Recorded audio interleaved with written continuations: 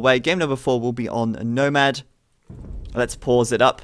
Let's switch to the in-game scene, and let's unpause the game. Alright, so straight in to game number 4. No waiting around. I absolutely love casting the recorded games because it's just perfect. I mean, there's no delays, no restarts, just straight to the action, straight to the games. And basically, game number 4 is going to be the same map. Game number 3, chosen at random from the War is Coming map pack, just happened to be Nomad. And this is the first time I've seen 2 Nomad games in a row for the group stage of this tournament. But this is the group stage between TyRanT Warlords and Civs. The score is currently 2-1 to the TyRanT Warlords, and they are playing really well. And I've got to say, I did not expect such level of high play from Civs. And they have got some pretty recognizable names. Mike's Forever and Cigarettes, both being really, names that have stuck with me from previous castings and previous games that I've watched in the past. But Civs is the B team to Cy. They're not they're not like the number ones in China. They're up there, but they're definitely not the best Chinese players. And they're really doing very well. I didn't quite expect such a good performance from these guys in this tournament so far. And they've taken a game from the Warlords already. I think there's a potential here for another Cy win.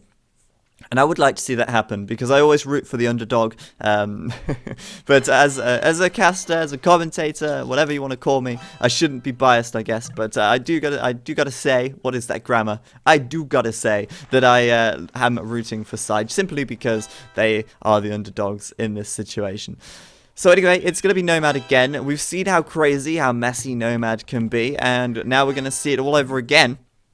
Starting locations in Nomad can be very iffy, they can be very risky, and we're going to hope to see some reasonable starting locations, because obviously, you get really unlucky sometimes in Nomad with your starting positions, but that's just one of those things. So interesting thing is Xiao Zhong building this mill first. He's built a mill there, he's taking the shorefish with these 2 villagers, and villagers fishing shorefish are one of the fastest sources of food income in the game. If you put a fishing ship to take shorefish, it's one of the slowest sources of food income. But villagers gather shorefish so quickly, and he's actually put up a mill instead of putting up a dock, which is very interesting, because you'll notice everybody put up a dock pretty quickly. Blue's got a dock, Grey's got a dock, Yellow's got a dock, Baggio for putting up his dock right now. So the dock's coming up really quickly from most players, but Teal here opting for the mill, opting for some really quick food from these villagers. And it's an interesting thing that he's done that, because he probably will have to build a new mill somewhere else if he wants to take any deer. And he's also delayed his dock now. But on the bright side of doing that, you spend 100 wood on the mill. You get your food from it, and then obviously you don't have to invest any more into that. Thank you, Mixu Lol, who just became a Wallow Warlord. Thank you very much, man. Thanks for the support. Welcome to the Wallow Warlords, and the chat goes wild. As usual, we have a best new subscriber.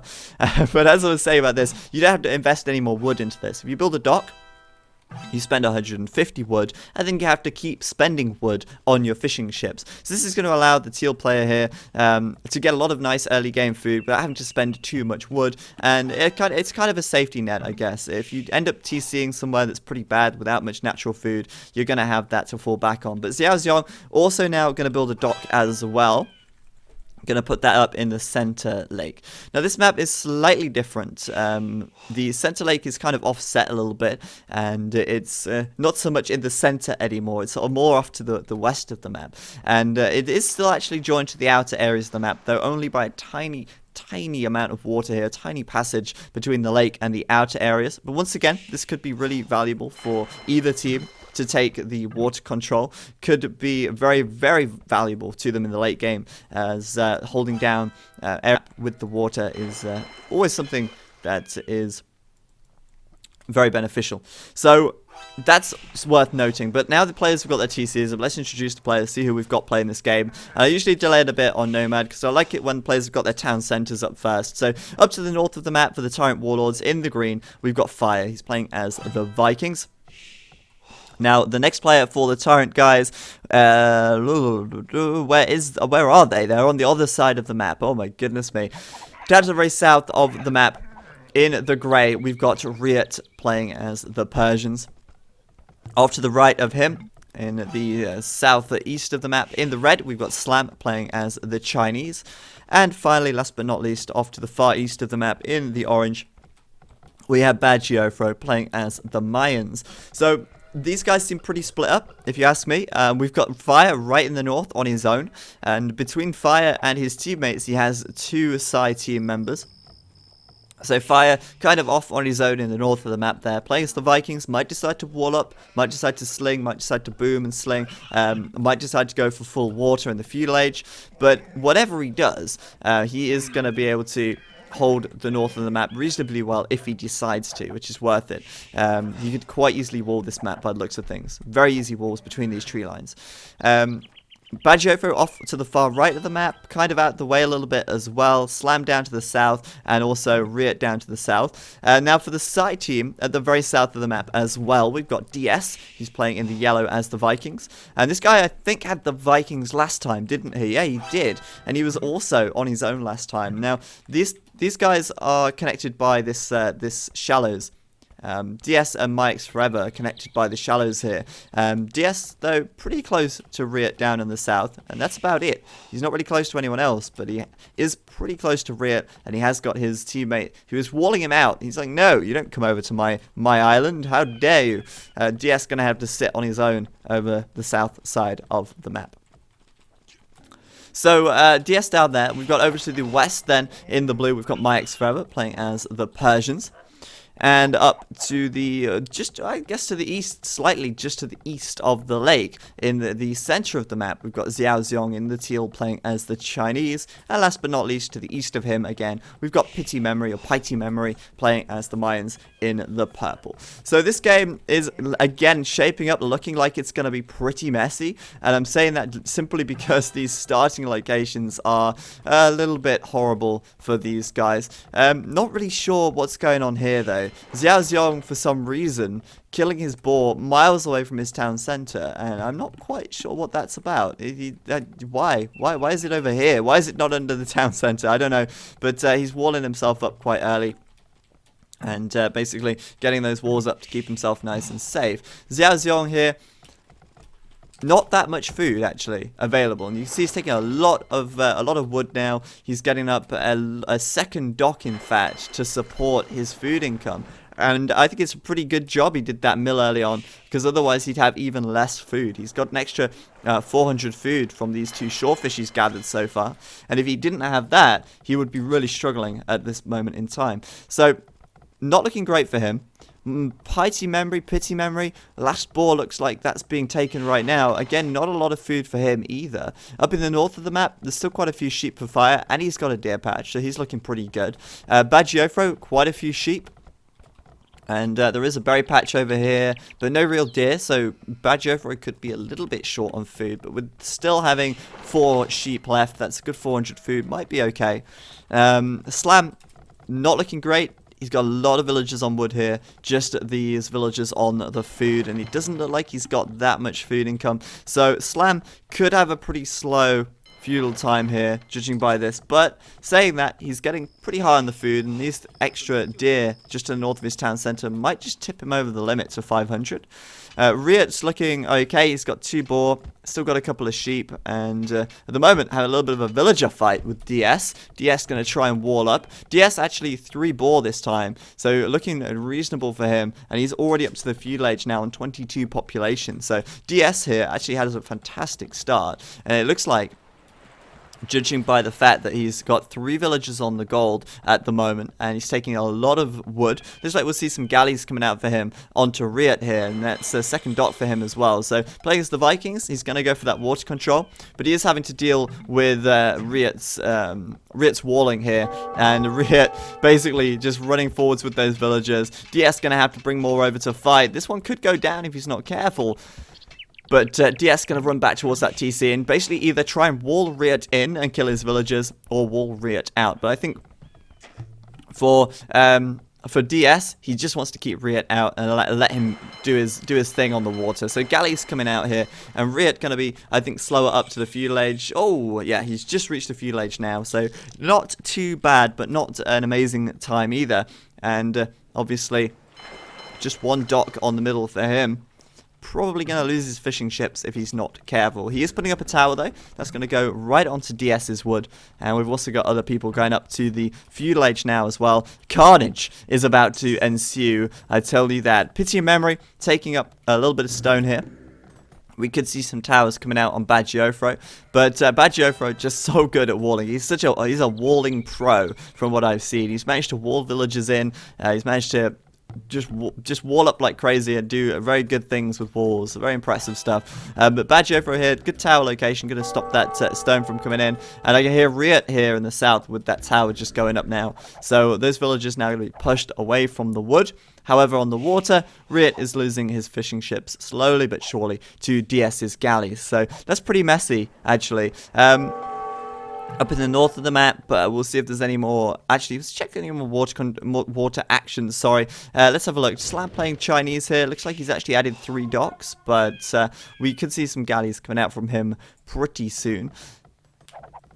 Pity Memory still in the Dark Age at the moment.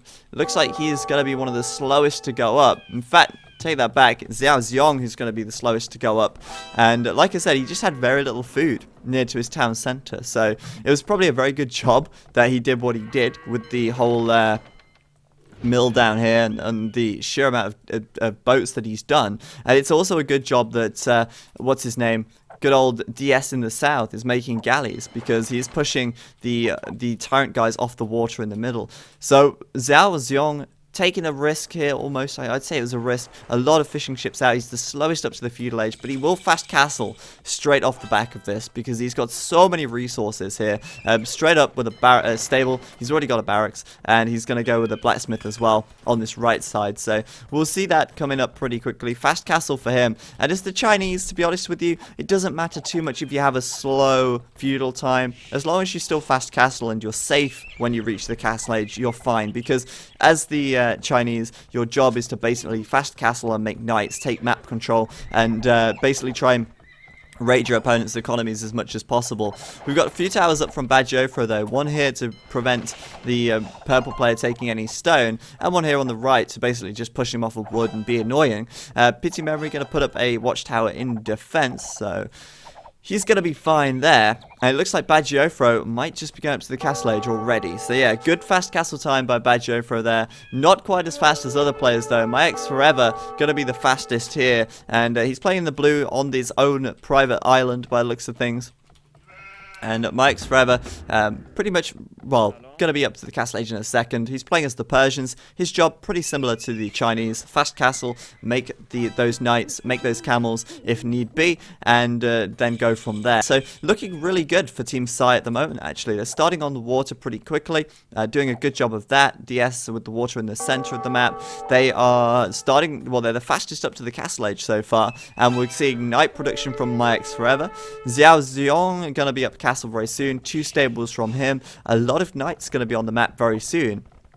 And we've got Bagiofro and Riet doing a little bit of tower action here. In fact, Riet perhaps up to the castle age now as well. Let's have a quick look. Nope, he's still feudal. And that's surprising to me. I honestly thought Riet might have been castle by now. But then again, he did lose his fishing ships. He did build that tower, which cost him some resource. He's also got an archery range, and he's making archers as well. So Riet with that feudal aggression, not sure what to make of that, to be honest with you, because we've got a stone wall from DS. And DS at the moment is still feudal, but he is winning the water, and, well, Riet not really doing a whole lot with his archers right now, which is a little bit of a shame, because, I mean, what can he do? There's going to be knights out on the field any second now, and there they are, heading over to memory space, and they're going to be basically going straight into Bagiofro, because Bagiofro is open on this left side. Now, Bagiofro and Slam just reached the castle age as well. Slam here with the 2 stables. Bagiofro with, what's he playing? Mayans here.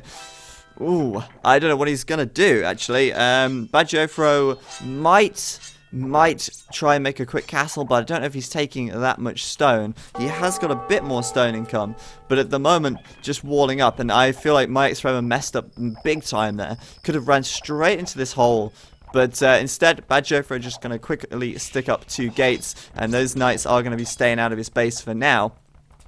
But I'm not seeing where Bad Jofra's base is. It's like so split. He's got a lot of stone income in the north, so he might save up for a castle here.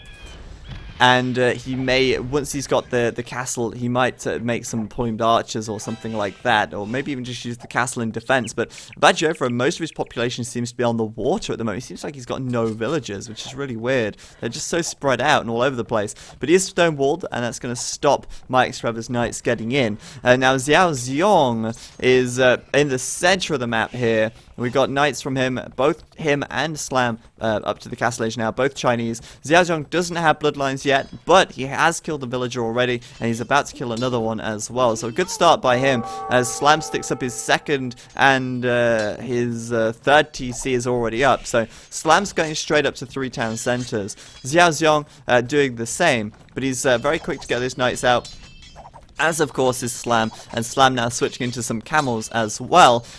And Camel's just perfect for defense, really. I mean, they're going to die very quickly to town centers, but Camel is very quickly on the map for Slam, and he has got that upgrade advantage here as well.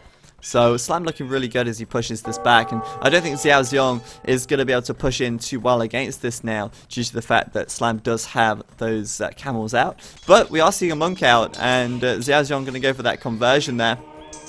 If he converts 1 unit, the monk has basically paid for itself, and he does. He converts a camel, and this completely turns around very quickly. Slam also building a monastery, but he's not got it up just yet. By the time he's got a monk out, it might be a little bit difficult to turn the tides of the battle quite so quickly. But this is looking a pretty stalemate over here for now. Now I want to see what Riot's doing with his archers. I mean, he's had these archers for a while, but they don't seem to have done a whole lot. And look at that mini map. The military mini-map. He's just heading over to this this choke point over here. Not a whole lot going on with those guys. He's not gone through these palisades or anything. And that is fair enough. Now, meanwhile, the blue player's just been left alone. He's booming up, free booming. The teal player's still booming up as well. And we're waiting to see that castle from Bad Jofra at the moment. And he's putting it right up on the front. Going to castle drop onto Pity Memory's TC there. And Pity Memory is into the castle age, but he does not have enough for a castle yet. He did go for the 2nd town centre and the 3rd town centre very quickly, and if he didn't do that, he would have had enough for a castle by now. Bad Jofra opting to go straight for the castle first, rather than making the town centres. So he's obviously taking a little bit of a hit to his economy in order to do this. But once that castle goes up, it will push both of these, or even 3 of these, watchtowers down. And it's also going to allow him to take down that town centre as well. So we've got a complete cattle drop on the right-hand side of the map here. And, well, DS actually sending some tribute now to Memory. And I think DS might end up performing a bit of a slinging role here. We will see. However, this is not looking good in the north of the map. These guys quickly changing their focus. And we've got Mike's Forever actually raiding Fire at the moment. And I want to check Fire real quick. I want to see if he's slinging anyone. It doesn't look like it because he's up to the castle age, but you can see transport ship on this left side from the blue player here, landing those knights inside. And although Fire has a double stone wall, yeah, those knights are in, and Fire's had to quick wall this up at the back. Pretty well done actually. Very quick reactions obviously, and now going to cause a few villagers to go idle as they sit under that TC. But yeah, Mike's Forever just trying to take these walls out, get that siege in, and if he breaks through this, I mean, he's already gone through 2 layers of wall. He's not going to be long before he's through the 3rd. The 4th one will shortly follow. Fire could be at risk of losing this TC, but he will be up to the castle age by then. Might be able to pull something out the bag, but going to be tough. Fire probably wasn't expecting such an assault, considering he had that many walls up. It's not that common to see that kind of thing happen. Now, Xiao Xiong up to like 4 TCs now, and this on the left side still fairly stalemate, like I said. It looks like Slam's starting to push back slightly now with 3 monks here, so that's a potential for 3 conversions pretty quickly, and that's monastery from Xiao Xiong going down pretty quickly here as well. So Slam with that siege workshop looking to push through. Fire's just made it up to castle though, which is good news. And the south of the map, Riot is now up to the castle age as well, putting up his TCs. But archers from Riot, it's weird. Perhaps looking to launch an attack onto DS here in the south. We'll see. But yeah, mass monks here from Fire by the looks of things. 3 monasteries going up as quickly as he can. And these knights, fully upgraded on the defense, have got bloodlines. And that wall is now down as well. So Mike's Forever looking to take this TC out. And if Fire loses this is really going to put TyRanT behind. I mean, Sai is already ahead in the scores. And we can see by the population here, Bagiofro and Fire don't have much population at all in comparison to the Sai team. So Sai at the moment trying to get really aggressive, and so far it's working out really well for them. But there are 3 monks coming out at a time here from Fire, and that could be pretty huge. Obviously 3 conversions on these knights would be enough to really tip it, well, start to tip it in Fire's favor.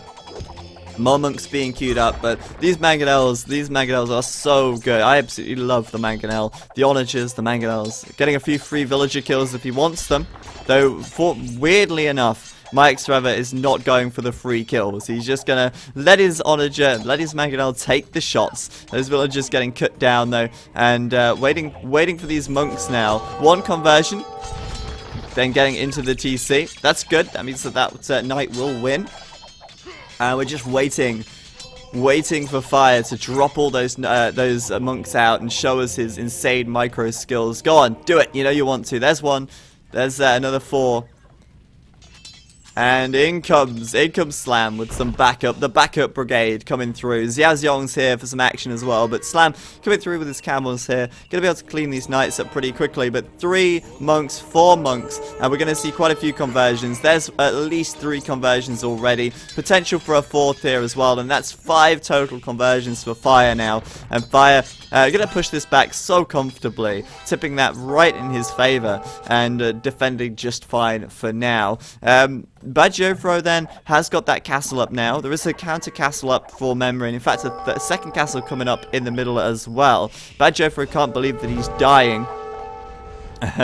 He's like, oh my god, I die. But yes, Bagiofro is basically trying to push this TC down and take away some of this eco from memory. But he's not in a great position. He's 64 population. Memory's on 74. Memory's about to get that second castle up as well. And Bagiofro still only has 1 town centre. Sorry, he has got 2 now. Just getting up the 3rd, but he's really delayed on that. And I'm kind of surprised that he would put everything into that castle, and it's not really gained too much from it. In the south of the map, we want to see what's going on down here. DS still in the feudal age, and Riot is getting ready to launch an attack. I'm sure that siege workshop there going up in the south, going to be pushing forwards with some rams, with some mangonels, and we might see a repeat of what we saw in the north against Fire effectively in the south, but against DS. We've got to check him out quickly. Still feudal, so definitely slinging.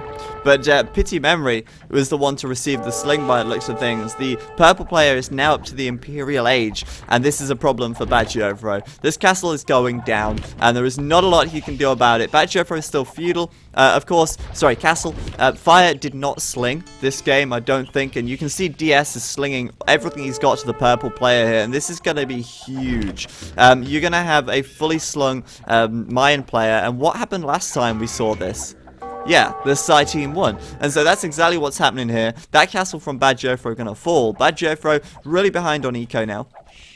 And Bagiofro is not receiving a sling here, whereas the purple player is. So a lot of plumed archers coming out, and this is going to be pretty big for memory. If he can, you know, if he switches into eagles, it's going to be big. But Slam has got quite a large military. He's got 26 camels and knights on the field, so he's going to be able to do something, at least, to hold these camels off for now. Anyone else up to Imp? In fact, yeah, Bagiofro, sorry, did go up to Imp just now. I'm surprised he managed to do that, you know. I guess it's because he stayed on the 1TC and he didn't invest loads of resources into villagers, but it's looking a little bit dodgy at the moment for these guys. Bagiofro might get out 1 counter treb, but he's against 3. This TC is going to fall pretty quickly. He's going to lose ground pretty quickly. Meanwhile, everyone else is still castle. We've got Xiaoxiong up to Imperial, which means that both purple and teal will be in Imperial very soon. While Slam is still castle for now, and although Bagiofro just reached Imperial, he's got nothing to push back out with at this point in time, and purple definitely has the upper hand in this situation. The scores at the moment are looking pretty good for the side team. And Killin Steels just donated $1, and he says, "I'm sorry, Handcake, won't make you bacon sandwiches every morning, sad face." I think that's my job anyway, but thank you, Killin Steels, for the donation there. Much appreciated. So over on this right side there, it's the Treb war here between Badger for his 1 trebuchet and Pity Memories 3. But this is going to be huge because that wall is going to go down. And the plumed archers are going to make their way through. If only they could. Those villagers are just going to... Oh my goodness me. That shouldn't have happened. That ram getting in the way, blocking everything. Bad Jofre will hold on for a few more moments. But that capped ram now coming forwards. And he's going to take those walls down really quickly anyway. Whatever way you look at it, that is going to happen. But in the south of the map, DS, the slinger, for the side team is under a lot of pressure. Obviously, Riot coming in here with these mangonels, with these battering ram. And, yeah, DS just going to delete his TC. Just like, nope, you're not having it. But Riot, get gone. Get away. Out of here. I'm going to rebuild my TC somewhere else.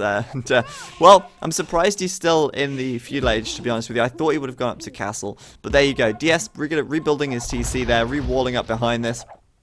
And he's basically just got to hold on and keep sending those resources to his teammates. That's pretty much all there is to it. But this is bad. This is really bad for this TyRanT at the moment. Bad Geofro very much on the back foot here. Pity Memory coming forwards with those trebs, targeting down his castle now. Obviously, the trebs here from Bad Geofro could start to cause some issues if they land enough shots onto Pity Memories, or Pity Memories, I don't know what its name is, trebuchets as well. In fact, there's one down, in fact, but that castle will drop, and if the castle falls, then there's nothing at all to stop Pity Memory just running in here. Xiaoxiong in behind this with some knights as well, and Xiaoxiong now is also up to the Imperial Age, and he's got a lot of resources in the bank. We're going to see upgrades coming out fairly soon, I'm sure, but he's doing trebs at the moment, starting to push now. Slam's lost his siege workshop, this TC is falling. And now we've got Bad Geofro down by 2 castles. He's lost 2 so far. Massed plumed archers by Pity Memory. And it's looking really, really nice for the side team. Though Pity Memory losing a few too many plumed archers there. I don't know what that was about. Kind of throwing them away. More castles up for Bad Geofro though. And I think he's getting a little bit of resources from fire at the moment. Or from someone, anyway. Fire, the Viking player, now into the castle age. So Fire might begin to sling a little bit of his to his teammates. In the south, Riot's continuing to work his way forwards. It doesn't look like DS is going to be able to hold on much longer. But Mike's Forever also getting into the Imperial Age. The blue player now into the Imperial Age. Persians spamming knights forwards, spamming those military production buildings. And although they might just lose DS here, the yellow player might just end up going out of the game very soon at this rate. He's already fulfilled his job. He's got his 3 teammates into the Imperial Age. They're taking a very big advantage. And Bad Geofro now trailing in the scores. Fire as well, not doing so great after that early attack, but regaining a little bit now. He's into the Castle Age. But yeah, Slam being pushed right back still. Another town center just falling there as Xiaoxiong pushes forwards with Chuko Nu. No upgrades on the cavalry. He could upgrade them to cavalier. Could upgrade them a little bit further. But actually just starting to mass up those Chuko Nu now. And that's totally fair. Chuko Nu are fantastic. Even building a TC on this gold for a little bit of extra gold now. The ground is being lost very quickly for the TyRanT team at the moment. And Pity Memory, or Pity Memory, whatever you want to call him, is piling in here with Mike's Forever against Bad Geofro's elite plumed archers. He has got elite, and I'm pretty much certain that Bad Geofro is getting a sling now from Fire. But he's struggling, and you can see Fire's sending everything he's got to Bad Geofro. Bad Geofro trying to make as many plumes as he can, get as many castles up as he can. But he's still lacking all of the upgrades. He's still losing his castles pretty quickly here. And we got more rams coming forwards, and I imagine more trebs fairly soon as well. It's 2v1 here. Not a lot you can do at all to stop this. Also, with Slam being on the back foot now, we're not seeing many units from Slam here. Slam's got Chuko Nu production going, but he's vastly outnumbered by Xiaoxiong. And Xiaoxiong's starting to take these castles down as well. It looks like Sai B might just have this game very soon. Riot is not actually pushing forward that well. On this left side, this TC is still up for DS, and DS now still feudal, but he's holding on in there, and he's still sending those resources, those vital care packages out to his teammates. Mike's Forever, Cavalier upgrade done, but pretty slow to get those upgrades done, really. I mean, he's not got +4 defense yet, no Paladin or attack upgrades yet, sorry, but still. This is still a really good push, and as more trebs start coming out, these castles will start falling even faster. We've got Riet coming into the picture now, though. Now he's into the Imperial Age. Riet bringing forwards the Cavalier, trying to help push this back from Xiaoxiong. And Riet at the moment have been pretty untouched for quite a while, actually. He's just been booming up down here. He's done a little bit of aggression onto Yellow, but he's kind of just given that up. Yellow with a few skirmishes to kill this off and push Riet away. But Riet's got bigger fish to fry. He's dealing with the grey player in the center of the map, and it's the Persians. I mean, he's going to be able to make quite a lot of Paladins here, and he already has the upgrade advantage over Mike's Forever. I mean, look at the Cavalier stats here for Riet. He's got +4 defense and +1 attack. Mike's Forever has +2 defense and no attack upgrades. So, obviously, Riet in a better situation, and I kind of feel like with having Fire in the Castle Age, he's going to be able to do a much stronger sling here. So Fire, although he was attacked earlier on, he's now up to castle, he's got a pretty decent eco, and he's able to continue slinging whilst at the same time having a much bigger eco to sling from because of the castle age. Whereas DS down here, he's still in the feudal age, his eco is much smaller, he's not got so much resource income to send to his teammates. So whilst they might have had the earlier advantage, TyRanT, with this extra sling from Fire now, with Fire having such a large eco, might just be able to hold on a little longer. And on this right side, definitely looking very bad, but on the left, with Slam and Riet pushing together, this could be really good. Now obviously for the Chinese player here, Xiaoxiong, could very easily go into camels. The Chinese have the second best camels in the game, so for these guys, camels would be a really good choice. But then again, Chuko Nu behind this, going to take the camels down very quickly. But we are seeing more camels coming in from Xiaoxiong now, so I think that's a very good choice to make, especially against the Cavalier of Riet. But they need more Chuko Nu, if anything, because that's going to be the real one to back up the Cavaliers. On the right side still, though, so many Elite Plumed Archers from memory, fully upgraded now. No more upgrades he can do for those guys. Same for Badjofro, nearly. Badjofro just missing chemistry, but he's losing his castles. And look at this. We've even got Slam here repairing this castle. That castle is staying up. Like, they are doing everything they can to keep that castle up right now. And it's understandable. All these villagers just going for it, just hammering away, trying to keep that castle up. And the reason for that is because without the castles, Badjofro has no Plumed Archer production. And it's as simple as that. Without Plumed Archers, he cannot win against this. And Badjofro now has 47 Plumed Archers, and that's like more than half of his eco at this point in time. And he's got more coming because he's still probably going to get a sling from Fire as well. So Badjofro is spending everything he can now, still getting that sling from Fire, still queuing up as many plumes as he can, keeping those castles alive for as long as possible, and they're doing a really good job of it. I mean, that is huge. They really realize the importance of these castles. But Siege Ram now done from memory, and that could cause some problems as the Siege Rams come in. But there's a ton of arrow fire here. We've got castles from Slam as well to protect this area. Now on this left side, Riet now with the Paladin upgrade. Slam coming forwards, dropping more castles as well. And Chuko Nu from him, but they're not elite just yet. Kind of waiting to see what happens down in the south. We've got raiding going on from Xiaoxiong. Good raiding by him, actually. If you like cavalry into the ecos, just to cause some problems.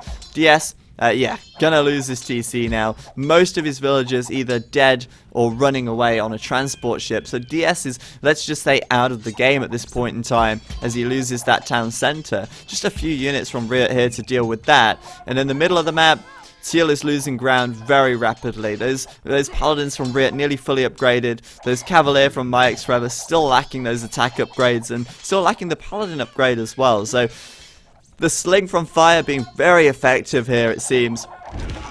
And on this right side, more stalemate now, I think. It was for a while, Memory was gaining a lot of ground, but now suddenly it's Memory repairing his castles as well. This castle on the right, though, you'd think it would have gone down by now, but no. Bad Jofro and Slam not having any of that. In fact, there's probably more of Slam's villagers. More of Slam's villagers repairing that than anyone else. And looking at the scores, for the first time in a while now, the score lead is tipped in favor of TyRanT. And that's a lot of trebs here from Bad Jofro as well. Trying to basically outmass the trebs against his opponent to deal with them and take them out. The Rams coming in as well. And this is a pretty huge battle. Equal upgrades on the plumed archers. But we have got Rams from Bad Jofro here. And that's something that we're not seeing at the moment from Piety Memory. So this could be the push. This could be the one. This could be what sends Piety back, or Pity back. I say Piety because I don't know. I just don't know. But those capped Rams coming in, going to focus down that castle. One's going to go, by the looks of it, for the Treb, but it's going to die before it gets there, I think. But yeah, with those Rams there, they soak up all of that arrow fire. They take 200 arrows to go down. They're not elite, siege yet. So all of these plumed archers, you see, they're all attacking the Rams. And that's because they attack the nearest unit. And meanwhile, Bad Jofro's archers attacking the archers behind. And they're calling GG. Oh my goodness me. Wow. And the side B are going to resign right there. I don't think it's over yet. I don't think this game is over yet. But they're calling GG right there. They are ending the game. And I guess with this pushback from Bad Jofro, the way that he was able to hold on there, he would not have done that without Fire's sling. But they held those castles for as long as possible, and they managed to mass up those plumed archers, and that was a fantastic push there by Bad Jofro, bringing it right back. And on the left side as well, Xiao Xiong pushing in with Mike's Forever did push Slam right back as well. But Slam and Riot together pushing this one back in favor of them. And in the south, DS losing that means that there was no more sling, and whilst Fire could basically just sling to its maximum capacity up here. Very well played by TyRanT, and that was a really fun, a really fantastic game. I wasn't quite expecting them to be able to bring it back like that. I honestly thought that Sai would have had that one in the bag, but congratulations to the TyRanT team. Yeah. Very good. But the Mike's Forever player, I don't understand how he didn't have Paladin or anything like that. Like, he was still sitting on Cavalier. I don't understand how he couldn't afford Paladin. Look how much gold he had. Look how many town centers and farms he had. I'm just wondering what he was doing that was, delaying that Paladin upgrade for so long. I feel like if the Blue had been able to have more of an impact into the late Imperial stage of that game, I really feel like they could have, the Sai team could have just pushed harder and actually took that game completely. But as it turns out, Riot beat him to the chase with the Paladins, and they just flipped it back over. So you guys in the chat are completely right. Player 1 could have done a lot better there. But there you go. There you have it. Game number 4. And the TyRanT Warlords are 3-1, so congratulations to them. We will go to game number 5, though, in just a second. Point 5 will be played as a best of 3 in deathmatch, so we get to see some deathmatch action coming right up. And I'm just going to switch this